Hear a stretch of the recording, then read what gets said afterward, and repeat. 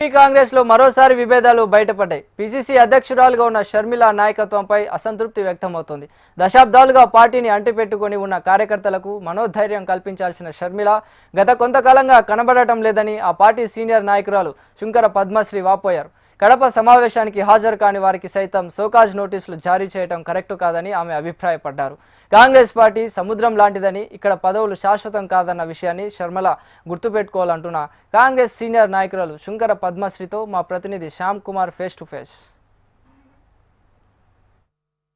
రాష్ట్రంలో కూటమి ప్రభుత్వం వచ్చి ఏడాది పాలన పూర్తయింది. అయితే ఈ ఏడాది పాలన పైన అంటే ఇక్కడ కాంగ్రెస్ పార్టీ ఏమనుకుంటా ఉంది, అసలు కాంగ్రెస్ పార్టీ రాష్ట్రంలో ఉనికి ఎలా ఉంటుంది, అసలు రాబోయే కాలంలో కాంగ్రెస్ పార్టీ ఏదైతే 2029 ఎన్నికలకు కూడా కాంగ్రెస్ పార్టీ ఉంటుందా అనేది కూడా ఇక్కడ కార్యకర్తలు కానీ సీనియర్ నాయకులు కానీ వీళ్ళందరూ కూడా విస్మయం గుర్తిస్తున్నారు. తాజాగా చూసుకున్నట్లయితే ప్రస్తుతం రాష్ట్రానికి సంబంధించి పిసిసి అధ్యక్షురాలుగా షర్మిల గారు ఉన్నారు. అయితే అటు చూసుకున్నట్లయితే ప్రస్తుతం ఎక్కడా కూడా కేవలం కూటమి ప్రభుత్వానికి అనుకూలంగా మాట్లాడటం మినహా ప్రజలకి సంబంధించి కానీ లేదా ఎక్కడైనా ఆందోళన కానీ ఇటువంటి కార్యక్రమాలు ఎందుకు చేయటం లేదు, అసలు ఏం జరుగుతుంది పార్టీలోకి సంబంధించి ప్రస్తుతం పార్టీలో సీనియర్ నాయకురాలుగా ఉన్న శుంకర పద్మశ్రీ గారు ఉన్నారు. చెప్పండి, కాంగ్రెస్ పార్టీ చూసుకున్నట్టు ఒక 140 సంవత్సరాల చరిత్ర ఉన్న పార్టీ, అంటే ఇక్కడ ఆంధ్రప్రదేశ్లో చూసుకున్నట్టు అసలు కాంగ్రెస్ పార్టీ ఉందా లేదా అనే పరిస్థితి ఎందుకు వచ్చింది?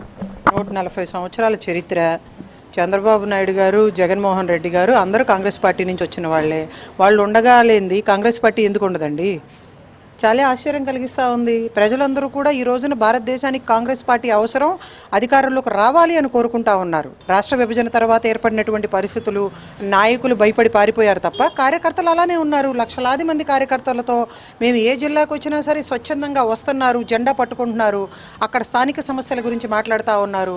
దేనికి లెక్క చేయకుండా నిస్వార్థంగా ప్రజా సమస్యల మీద ఫైట్ చేస్తూ ఉన్నారు. మరి కాంగ్రెస్ పార్టీ లేకపోవడం ఏంటండి? కాంగ్రెస్ పార్టీ లేకపోతే మోడీ గారు వచ్చినప్పుడు, అమిత్ షా గారు వచ్చినప్పుడు, చంద్రబాబు నాయుడు గారు వచ్చినా, జగన్మోహన్ రెడ్డి గారు వచ్చినా కానీ నాకు హౌస్ అరెస్టులు ఉంటాయా?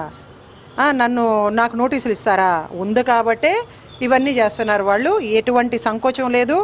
అన్ని వర్గాలకి అండగా ఉండేది కాంగ్రెస్ పార్టీ. దానికోసమే కదా ప్రాణత్యాగాలు చేసినా, ప్రాణాలకు లెక్క చేయకుండా చంపేస్తారని తెలిసిన రాహుల్ గాంధీ గారు కన్యాకుమారి నుంచి కాశ్మీర్ వరకు భారత్ జోడో యాత్ర చేశారు. అందులో నేను కూడా నడిచాను.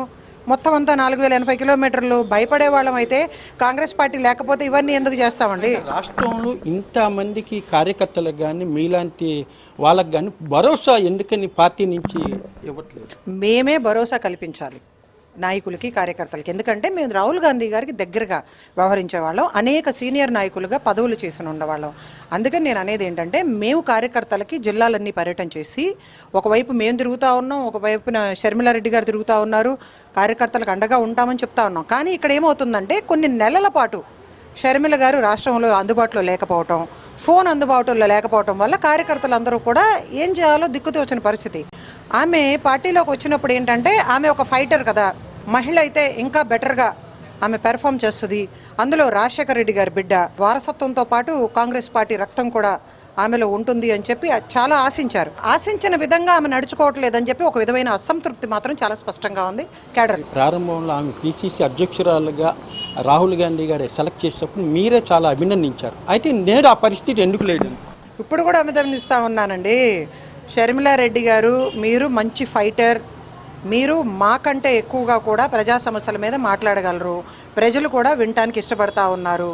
అయితే మేము అడిగేది ఏంటంటే, మీరు ఇక్కడ ఆంధ్రప్రదేశ్లో అందుబాటులో ఉండండి అమ్మా. మీ ఫోన్ నెంబర్ కూడా మా దగ్గర లేదు, ఏం మాట్లాడాలన్నా మాకు అర్థం కావట్లేదు, ఏదన్నా సమస్య చెప్పాలన్నా మాకు దిక్కు తోచట్లేదు. మీ దగ్గర ఉన్నటువంటి పిఏలు, పిఆర్ఓలు, మీతో పాటు వచ్చే సిబ్బంది అంతా కూడా తెలంగాణలో ఉంటున్నారంట, ఫోన్లకి స్పందించట్లేదంట. నా పరిధిలో నేను మాట్లాడతాను, ధైర్యాన్ని ఇస్తాను, కానీ దానికి మించినటువంటి పరిధులు, నిర్ణయాలు తీసుకోవాలంటే పిసిసి ప్రెసిడెంట్ తీసుకోవాలి. ఆ హోదాలో ఏఐసిసికి తెలియజేయాలంటే పిసిసి ప్రెసిడెంట్ ద్వారా వెళ్తే కూడా ఇంకా బెటర్గా ఉంటుంది. అందుకని దానివల్ల ఆందోళన చెందుతూ ఉన్నారు. కాబట్టి మీరు అందుబాటులో ఉండండి. ఇక్కడ చూడండి మహిళల్ని ఏ విధంగా వేధిస్తూ ఉన్నారో, అటువంటి వాటన్నిటినీ కూడా సమర్థవంతంగా అందరం కలిసి అడ్డుకుందాం. ఈ రోజున మహిళా సంఘాల ఐక్యవేదిక ఏర్పాటైంది. ఇక్కడ సమావేశం పెట్టాం.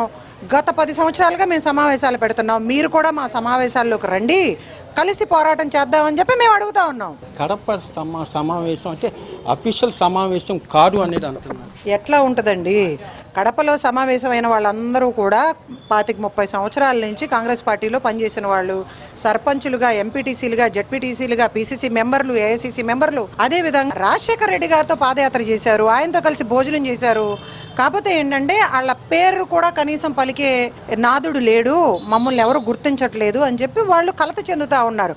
మొన్నే రీసెంట్గా చూస్తుంటారు మీరు, మీడియాలో కథనాలు వస్తూ ఉన్నాయి. కార్యకర్తలు షర్మిల గారు కనపట్టలేదు అనుకుంటా ఉంటే షర్మిలమ్మ నువ్వు ఎక్కడమ్మా అని చెప్పి మీడియా ఛానల్స్ కథనాలు వేస్తూ ఉన్నాయి. ఇప్పుడు ఏం చేస్తారు? మీడియా ఛానల్ బహిష్కరిస్తారా? అమ్మగారు ఉండవలసింది ఎక్కడా? ఆంధ్రప్రదేశ్లో ఎంత దారుణాలు జరుగుతూ ఉన్నాయి, అరాచకాలు జరుగుతూ ఉన్నాయి. మనం ప్రశ్నించాల్సింది ఎవరిని? మన వ్యక్తిగత విషయాలు అందరికీ ఉన్నాయండి. మాకు కూడా కుటుంబంలో సమస్యలు ఉన్నాయి, ఆర్థికపరమైన లావాదేవీలు ఉన్నాయి. అవి కాదు కదా మనం మీడియా ముందుకు వచ్చి ప్రతిసారి మాట్లాడాల్సింది. మాకు అన్యాయాలు జరగట్లేదా? మా కుటుంబాల్లో మేము మా రైట్స్ కోసం మేము ఫైట్ చేయట్లేదా? మనం ప్రశ్నించవలసింది కేంద్ర రాష్ట్ర ప్రభుత్వాలని, అధికారంలో ఉన్న వాళ్ళని. ఇవి మీరు అమలు చేస్తూ ఉన్నారు. ఎస్, సూపర్ 6 ఎప్పుడు అమలు చేస్తారు? అధికారంలోకి వచ్చిన వెంటనే అమలు చేస్తూ ఉన్నారు కదా. పోలవరాన్ని పూర్తి చేస్తూ ఉన్నారు కదా. అమరావతిని పూర్తి అన్ని హంగులతో అభివృద్ధి చేస్తూ ఉన్నారు కదా. మన యువతకు ఉద్యోగాలు ఇస్తా ఉన్నారా లేదా? వైజాగ్ స్టీల్ ప్లాంట్ అమ్మకుండా ఆపుతా ఉన్నారా లేదా?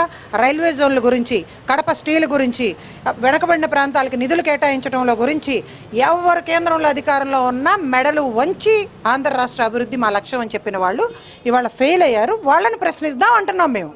ఏదైనప్పటికీ కాంగ్రెస్ పార్టీలో ఒక వ్యక్తికి అనేది మాత్రం ఇక్కడ ఉండదు. ఇక్కడ ముఖ్యమంత్రులను మార్చిన సంస్కృతి అనేది కాంగ్రెస్ పార్టీకి ఉంటుంది. ఎప్పుడు ఏ మార్పు జరుగుతుందో అనేది మాత్రం కాంగ్రెస్ పార్టీకి తెలియదు. ఏదైనప్పటికీ మేము షర్మిల నాయకత్వాన్ని మేము వ్యతిరేకించట్లేదు. ఎక్కడ ఉన్నా కూడా రాష్ట్రంలో ఇక్కడ జరుగుతున్న సంఘటనలకు సంబంధించి ఇక్కడ కార్యకర్తలకి, నాయకులకి అందరికీ అందుబాటులో ఉండాలనేది మాత్రం తమ కోరిక అనేది అంటున్నారు. Camera person Ganesh, Shyam, HM TV.